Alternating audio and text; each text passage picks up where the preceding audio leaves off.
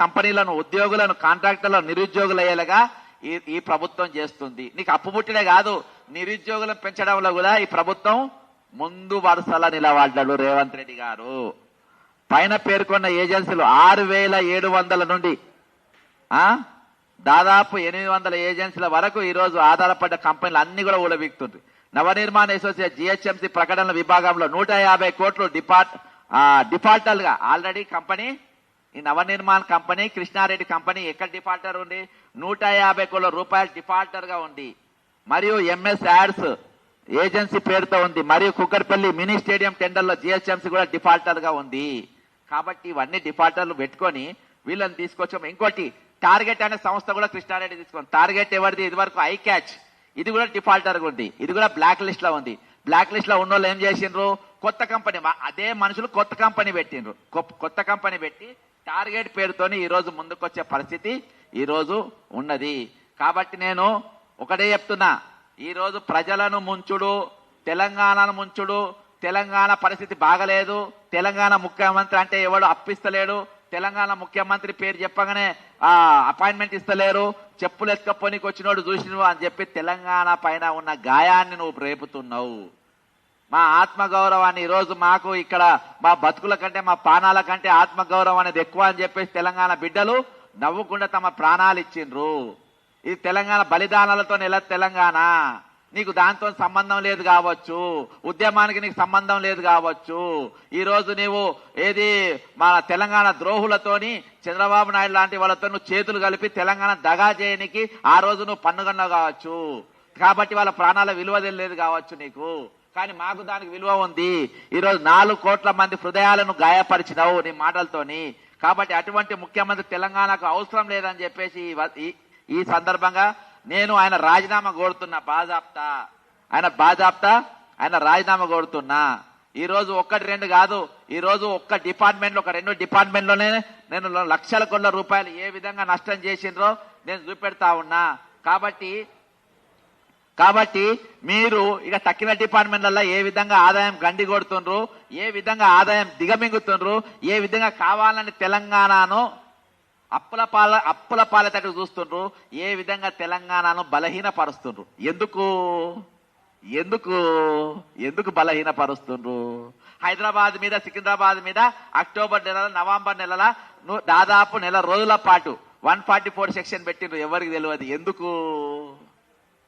ఎక్కడ వీళ్ళకి అప్పు పుట్టద్దు, ఎక్కడ ఏ పెట్టుబడిదారు రావద్దు, ఎవడొచ్చి ఇక్కడ రూపాయి పెట్టద్దు, ఎవడు ఇక్కడ కనబడద్దు, అంత ఆంధ్రాకే పోవాలి, అంత ఆంధ్రప్రదేశ్నే పెట్టాలి, అక్కడనే పోవాలి.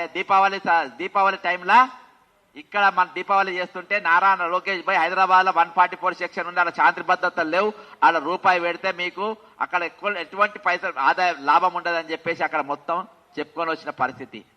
ఈ రోజు మనం ఈయననే చెప్పిండు, ఇక్కడ మొత్తం మనం హోల్డింగ్లు చూసినాం. ఏది దావోస్ కు పోయి 179 కోట్ల రూపాయలు, 1,79,000 కోట్ల రూపాయలు పట్టుకొచ్చిన అమ్మతోడు చెప్తున్న ఒక్క రూపాయి కూడా ఈయన ముఖం చూసి ఎవడు ఇయ్యలే.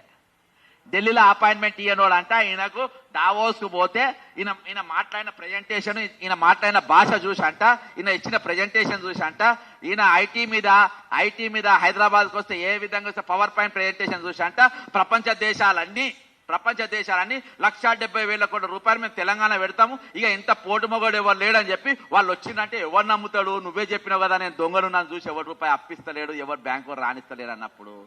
జపాన్కు పోయిండు, జపాన్కి వెళ్ళి కూడా ఎక్కడ కూడా ఎవరు 1 రూపాయి ఇయ్యలే. వీళ్ళే ఇక్కడికి వెళ్ళి ఇక్కడ ఈ రూపకంగా, ఈ దొంగ జీవోల రూపకంగా ఈ కోమటిరెడ్డి వెంకటరెడ్డి మరియు ఈ రేవంత్ రెడ్డి గారు అన్నతమ్ముళ్ళు వీళ్ళందరూ కలిసి ఒక 2 డిపార్ట్మెంట్ కాబట్టి వెంకటరెడ్డి చెప్తున్నా, వేమిరెడ్డి సీతక్క ఆల్రెడీ నేను చెప్పిన, ఈ 2 కలిపి దోచుకపోయిన పైసలు తీసుకుపోయి అక్కడ పెట్టడానికే వీళ్ళు తిరుగుతా ఉండ్రు. కాబట్టి ఈ రోజు నేను వాస్తవానికి చెప్తున్నా, ఈ ఒక్కొక్క డిపార్ట్మెంట్ వైజ్ గా ఇయాటి వరకు ఒక డిపార్ట్మెంట్ వైజ్ గా రివ్యూ మీటింగ్ లేరు. వీళ్ళు ఎదుర్కొంటున్నారు, మాకు దొంగ ఆఫీసర్లు కావాలి, పేరు మోసిన గజ దొంగ ఐఏఎస్ ఆఫీసర్లు కావాలి, పేరు మోసిన సివిల్ సర్వీస్ అసలు దొంగలు కావాలి, మనకు ఐఏఎస్ ల దొంగలు దొరకకుండా రిటైర్ అయిన దొంగలను తీసుకొచ్చుకోమని పెట్టుకుందాం మనము అని ఈ రోజు రామకృష్ణారావును చీఫ్ సెక్రటరీగా పెట్టుకున్న అన్హోర్ని, నవీన్ మిత్తల్ను కొనసాగిస్తుండు, జయేష్ రంజన్ ను పెట్టుకున్నాడు. ఈ రోజు వీళ్ళంతా దొంగలే, వీళ్ళు గజ దొంగలే వీళ్ళు. వీళ్ళందరినీ తీసుకొచ్చుకొని పెట్టుకున్నారు. వీళ్ళు ఒక్కొక్కరి మీద 100 కోటి కంటెంప్ట్ కేసులు ఉన్నాయి. వీళ్ళకు రాజ్యాంగం అంటే నమ్మక విశ్వాసం లేదు, గౌరవం లేదు, చట్టం అంటే గౌరవం లేదు, కోర్టులు అంటే గౌరవం లేదు. అవి ఏవి ఇచ్చిన జీవోలు కూడా ఏవి కూడా లేవు.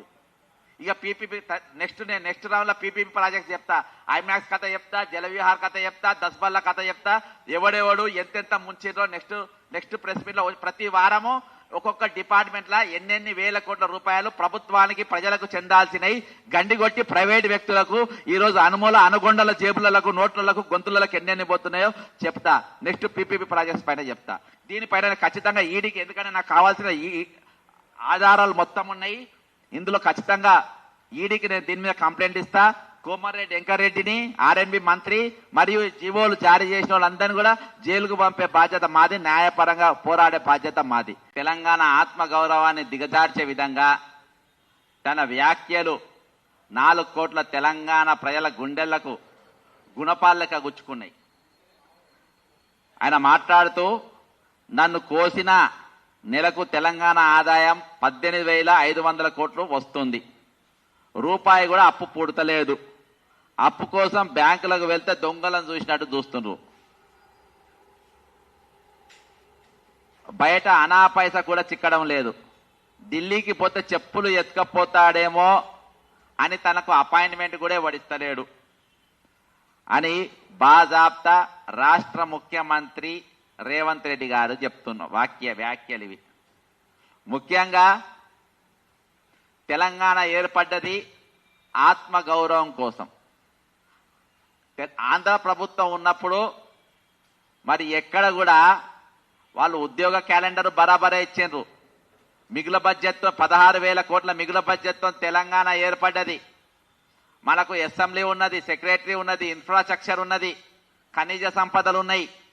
అన్నిటితో సహా మనకు తెలంగాణ అప్పచెప్పిండ్రు. ఇంకా పోతే ఆ విభజన చట్టంలో కొన్ని పెట్టి కూడా మనకి ఇచ్చిండ్రు.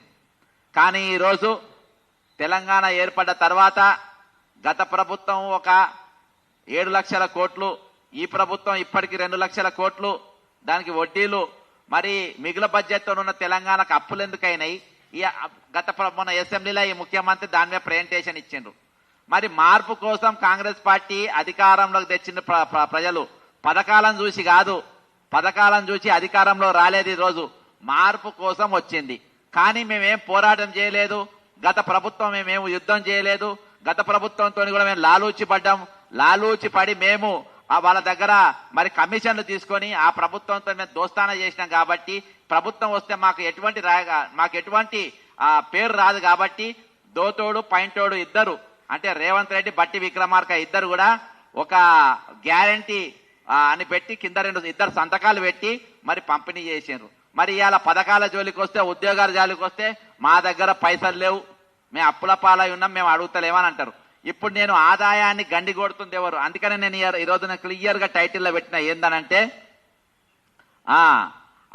అనుగొండలతో చేతులు కలిపిన కోమటిరెడ్డి వెంకటరెడ్డి అక్రమాలకు పాల్పడుతున్న అడ్వర్టైజ్మెంట్ కంపెనీలపై త్వరలో ఫిర్యాదు కూడా చేస్తానని చెప్తున్నా.